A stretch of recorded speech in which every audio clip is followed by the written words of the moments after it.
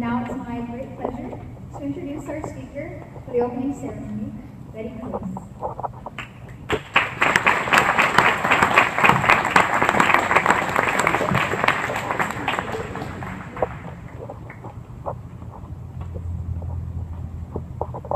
Yes, I'm Bette Kuss, and I'm a 40-year cancer survivor.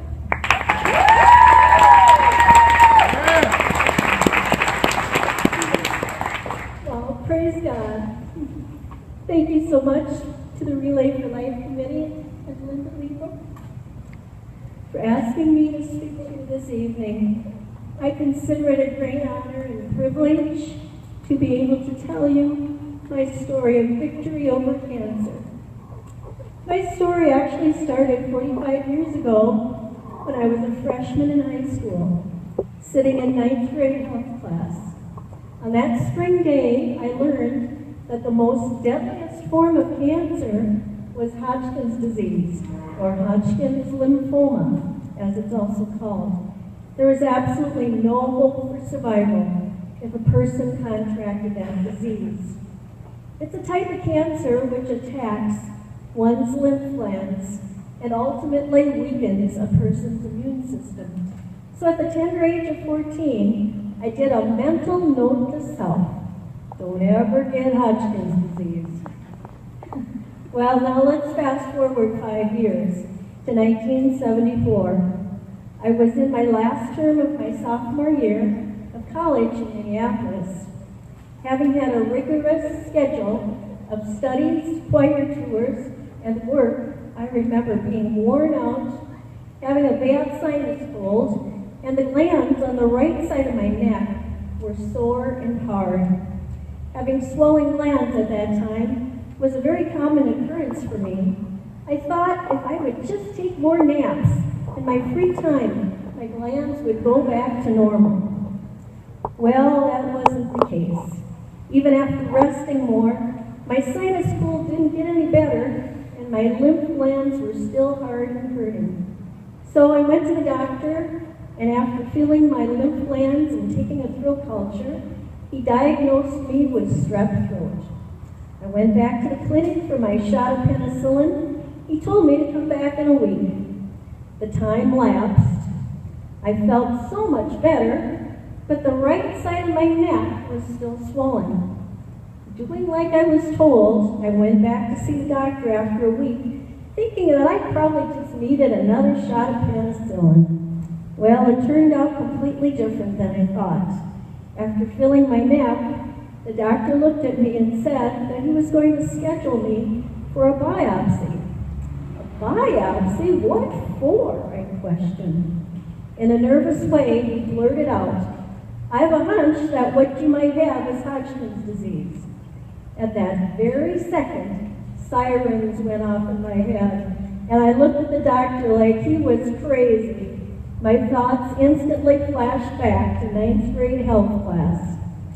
Taking the card, which had my surgery scheduled for June 1st, I left and went back to campus. At this time, I was in the middle of writing papers, completing projects, and studying for finals, but I knew that soon I'd be going home and I could rest up. Also at this time, I made use of the college library and researched what I could on Hodgkin's disease. Since 1969, the research started to give some hope of surviving 5 years, but the statistics still weren't that encouraging. Around the 25th of May, I went home to the farm. My college year completed, and I looked forward to resting. My parents knew of my illness, so they let me sleep as much as I wanted. By the end of May, the swelling in my neck had completely vanished. Yep, I thought all I needed was some good rest, and now I'm all better. I remember my dad predicting that I probably wouldn't need surgery after the surgeon would take one good look at me. Going to the hospital on that Friday, June 1st, I was confident that everything would turn out fine, and even if surgery was still performed, nothing unusual would be found. The biopsy was a simple procedure, and I felt great after the anesthesia wore off, even with a nice 5-inch incision. The surgeon explained to me that he removed 3 tumors from my neck, one the size of a chicken egg, one the size of a bird's egg, and one the size of the tip of his middle finger. Testing would prove if any of them were cancerous, although he did tell my parents that they did look suspicious. If the test proved positive for Hodgkins, I'd be in for more surgery. I had to wait a few days before knowing the results. Well, I think that was the longest wait of my life. On Sunday morning, June 3rd, the nurses started prepping me for major abdominal surgery. After I was in a fog, the surgeon came to my room and said that the tumors were cancerous and that I'd need to have my spleen removed and have exploratory surgery done. At that moment, I don't know what got into me, but I responded with the craziest statement. I looked at my mom and said, "I think I'll donate my body to science." Even after saying that, I still didn't believe I had cancer. My biopsy samples had to have gotten mixed up with somebody else's, I thought. That's when the denial stage started for me. It was a coping mechanism. The truth was, it was just too painful for me to process. I talked myself into believing I was perfectly healthy and that someday the mistake would be found. After surgery, the surgeon reported that my spleen had been removed and 3 lymph nodes and a chunk of my liver were taken for testing. My intestines were held up to the light for inspection, and he said they looked good. Testing results of the liver and lymph nodes would determine if cancer had spread to the abdomen. Recovering from the surgery wasn't as easy as recovering from the first. Because a long incision was made through the abdominal wall, it was very difficult to walk, and I know I looked like a hunchback trying to do so. At this time, I was also given a bone marrow test. It was so excruciatingly painful, I certainly do hope that 40 years later, the process is easier to handle. During this test, I was awake with only a local injection to numb the area, which, in my opinion, didn't really do much. 2 technicians at the same time drilled holes into my pelvis, and long, thick needles were used to draw out the bone marrow. It's a half-hour process, which seemed like hours. I sure could have used someone at that time to comfort me. Nobody was available, so I just toughed it out. Thankfully, all of the tests of my abdomen and bone marrow turned out negative, so no cancer in either place. On June 8th, I was discharged from the hospital and given choices of where I could receive treatment for Hodgkins. The only available hospitals in southern Minnesota in 1974 were the Mayo Clinic, the U of M hospitals, and Abbott Northwestern. Even though it would still be an hour and a half drive from my parents' farm, a hospital in the cities would be the closest, and we chose Abbott. Looking back at the experience, it was a great choice, and I received wonderful care. Treatments began on Monday, June 11th, when I was given man-made cobalt-60 radioactive radiation. Treatments covered my whole chest, starting from the bottom of the sternum up to the tops of my shoulders, then up the sides of my throat and neck. Halfway through the treatment, I turned over and received the same mass radiation exposure on my back, to the tops of my shoulders, and then to the base of my head. I was given 1 treatment a day, and the radiation lasted for 3.7 minutes each time. The first treatment went very well, no side effects, but with each successive treatment, the radioactive radiation built up in my system, so that after 5 treatments, I was so weak I couldn't handle the hour-and-a-half ride each way to and from the hospital. My oncologist recommended that I stay in the hospital to finish treatments. I just hated the thought of that, being left alone to stay without family near or have visits from college friends who had already gone home for the summer. The fact that I had cancer now hit hard for me. I knew that it wasn't a lie. Looking back, it was a good decision for me to be a hospital patient at this time. Cobalt radiation fried my skin to the color of ketchup, and I'm not exaggerating. A nurse told me that as red as my skin was on the outside, that's how red it was in the inside. My esophagus was so terribly burned that I couldn't eat foods containing acid. That included fruits, meat, milk, and vegetables. What? Who would have thought vegetables? The only foods that didn't hurt to swallow after being chewed very well were buttered bread and eggs. Thank goodness I still liked eggs, even after growing up on a poultry farm. My badly burned chest caused every breath I took to be very painful. Oozing sores developed on the back of my head, and my long hair came out in handfuls. Psychologically, for a 19-year-old girl, that was very devastating. Soon terrible nausea hit, and I had a bad reaction to an anti-nausea medication.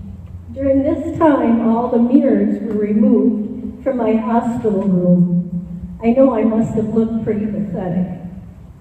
The only thing that really worried me at this point was that with all the radiation, I might not be able to have children someday.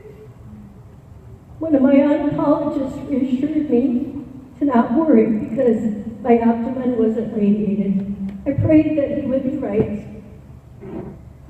Well, how did I cope with all this? I received many cards and letters from parishioners of my own church of St. Peter's Lutheran near Gibbon, Minnesota. Many, many prayers were said on my behalf as well. It was my faith which got me through, and I knew that I was going to beat this thing called cancer. I also read about something called positive visualization. It taught me to imagine little Pac-Man gobbling up all the cancer cells in my body. Even though it was difficult, I tried to remain as positive and as cheerful as possible. All the workers at Abbott were a positive influence on me as well. 23 cobalt treatments were prescribed, but the doctor stopped them after 21 because my body was just too weak to handle anymore. On July 1st, I was released from the hospital. At the farm, I remember going outside, sitting underneath the shade tree, and feeling like a glowing light bulb. The radiation was still working. I remember being so weak that I couldn't even open up a can of soup. Prayers, positive thinking, and TLC helped me on the recovery process, so that by the 4th of July, I could eat a hamburger without having it hurt while being swallowed. Being strong enough to be able to wipe dishes was yet another milestone. You think I'm nuts, I know. Okay, but from that point on, the healing process went by quickly. I had another incentive to get well. There was a job at the college in Minneapolis waiting for me, plus an apartment that I was going to share with 2 other friends.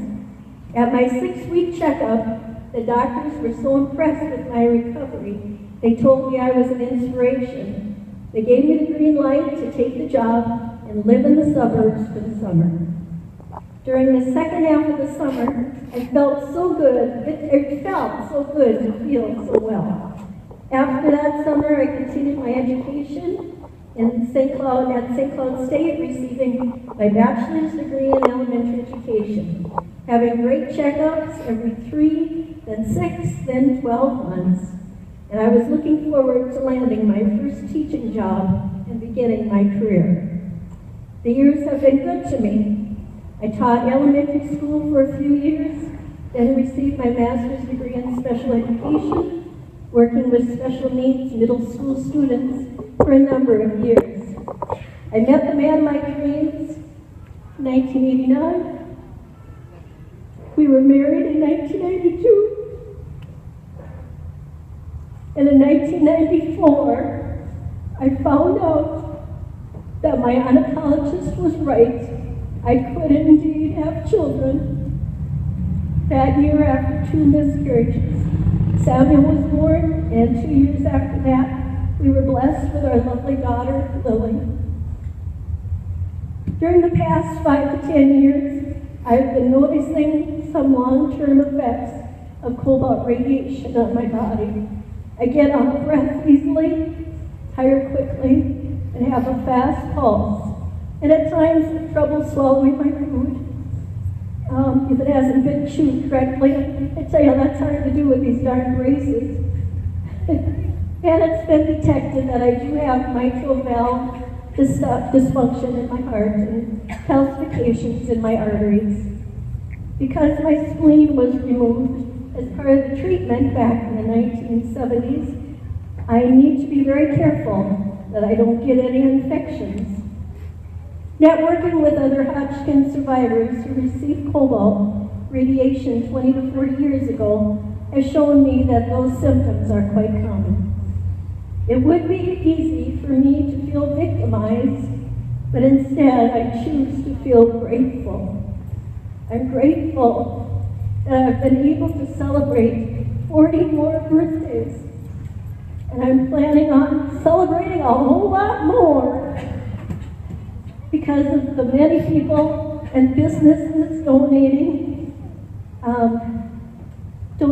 to cancer research and the American Cancer Society during the 1950s, 60s, and early 70s. I am here today because of the skill of my general practitioner, my surgeon, my oncologists, nurses, and other medical staff. I am here today. And I am here today because of God's mercy. Yep, I'm here today. Survival rates for Hodgkin's disease have gone from no hope to being one of the most curable kinds of cancer. I truly believe that I've been given a second chance in life, and for that I'm very grateful. Today, treatment for those who have Hodgkin's is better. Cobalt radiation is no longer used, and the spleen is no longer removed. Radiation can be pinpointed with laser accuracy instead of widespread coverage. Just as I am grateful to those who gave money for cancer research in decades back, I am grateful to those who gave and are still given to research these past 40 years. Every cancer patient deserves to have more birthdays. Some of you may see me as the inspiration for being a 40-year cancer survivor. Thank you if I have encouraged you in any way, but I too have my heroes. They are those who presently have cancer and are still struggling with the disease and struggling with the damage that the treatments did to their bodies. The night is young, and later, as you take a break from walking, stop by the many booths here in the arena. Purchase a luminary bag in honor of or in memory of a loved one. There's popcorn for sale. There's cotton candy, milk and cookies, you name it. Lots of fun things, cute games. And you know you're going to get hungry. So you get that hamburger from the Lions Club. These and many more options, including the silent auction, are available to you to help raise money for the American Cancer Society. Let's all do our part to help those in need today and into the future. And at this time, I'd like to call up my family, and I want them to join me.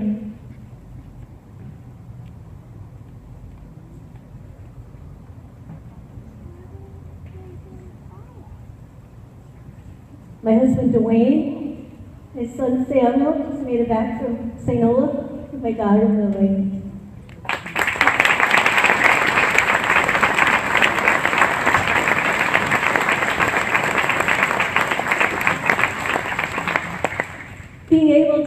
a loving, caring family is the reason why I am so grateful.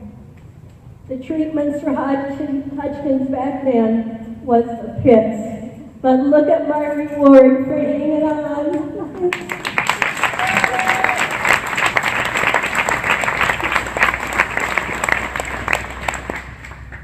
Dwayne listens to me and cares about my health. He keeps me posted on the latest internet findings and supports me in all things. And I'm so proud of Sam and Lily. They both have been on National Honor Society Relay for Life teams from her quarry and have raised money for 4 different relays.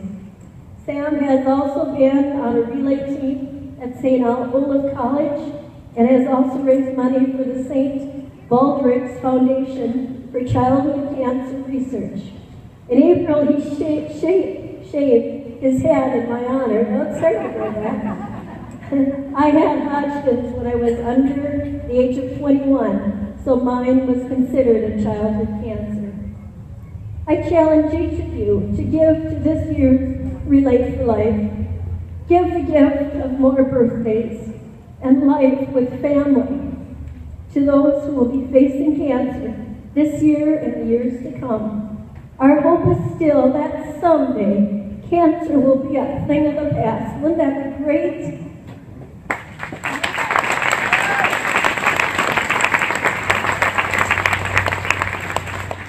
Thank you so much, and enjoy the evening of celebration and remembrance.